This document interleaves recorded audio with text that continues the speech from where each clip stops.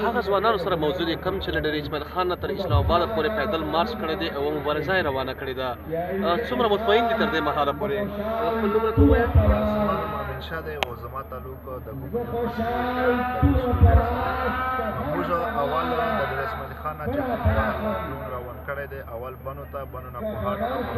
پېښور ته او د پېښور نه اسلام آباد ته وخت راغلی یو. نو موږ دغه سټرګل چې کوم کړی دی دغه د پښتونو د اتحاد د ولې لپاره موږ کړی دی او نن ماشاءالله د هغې ډېر ښه هم راغلی دی نتیجه چې نن ټول پښتانه د بلوچستان او د قبایل علاقې نه او دلته چې د خیبر پښتونخوا علاقې دي ټول پښتانه راغلي دي او هغه په یو اتفاق اتحاد باندې نوست دي او تر هغه پورې به ناست وي چې تر څو پورې د موږ کومه ډیمانډ یا کومه پوره شي ډیمانډ وي هغه پوره شوې دي. تاسو ورته وایئ زما نوم منظور مسعود دی او د جنوبي وزیرستان سره تعلق لرم.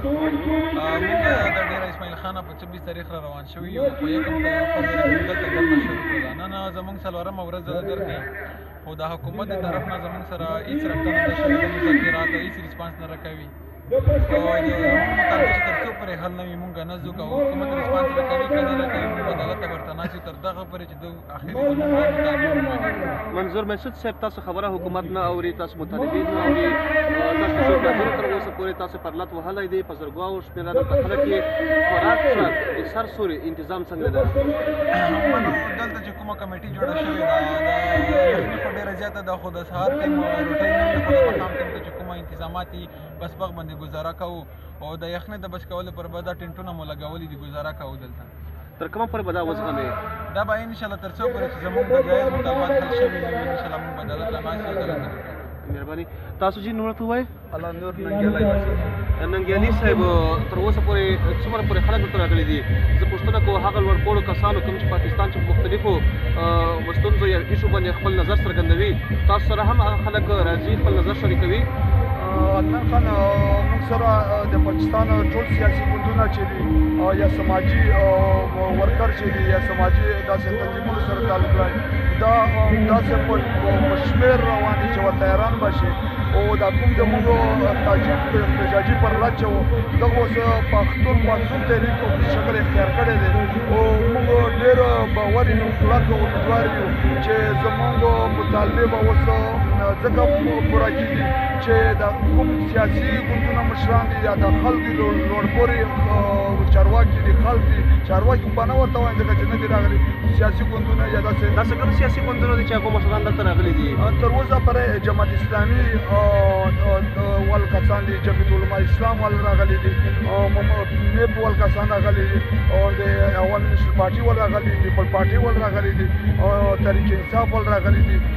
پیپل پارټي ول راغلي دي پیپل پارټي دا ټول راغلي دي خو تاسو چې کوم مطالبات دي هغه په ذکر داسې دي چې د دې هېواد یوه زوروره اداره چې ده هغې ته ورته دي او دا هغه ګوندونه دي چې هغې په ضد بیا خبره نشي کولی نو هغه خو اکثره بیا د هغې د حمایت خبرې کوي. تاسو ته خو څه نقصان نه رسوي چې دا مبارزه خو نه متاثره کوي؟ بېشکه دا خو دی چې کوم پاکستان کې واکمنه طبقه چې د چارواکي دي تر اوسه پورې زموږ سره د دوی څه تماس نشته خو بیا هم د سیاسي تحریکونو مشران چې دي دغه ټولو دا ډډګیرنه راکړې ده چې موږ به خبرې ورسره کوو د تاسو چې کومه جایزه مطالبات دي په آیین کې دا نه دي دغه به موږ ورسره ډسکس کوو او انشاءالله زه پېښور چې کوم دی په اوس په یو سکول باندې MPS باندې کال 2014 کې چې کومه حمله شوې وه د هغې کورنۍ هم نن راغلې وې میندې راغلې وې هغو څه تاثرات وو؟ یاره نن خو چې هر چا د دوی خبره اورېدلې د دوی سترګې نه اوښکې بهېدلې ډېر افسوسناک تاثرات وو د خلکو. تقریبا د نن د میژ د 10مه 12مه ورځو چې دلته به دا ټینټین اکشن وستي تر هغه وخت پورې ونیسو چې څومره د میژ مطالبات حل دي. بلال صاحب مطالبات راته ووایه چې دا مطالبات کوم دي؟ زموږ مطالبات دغه دي چې یو چې په کراچۍ کې چې کوم نقیب الله شهید کړی دی راو انور او د پوره ټیم دغه دغه د 500 ورش یعنی جوډیشي کغاته د پیشي او دوم مطالبات موږ دا دي چې د ملک په وزیرستان کې په خصوص په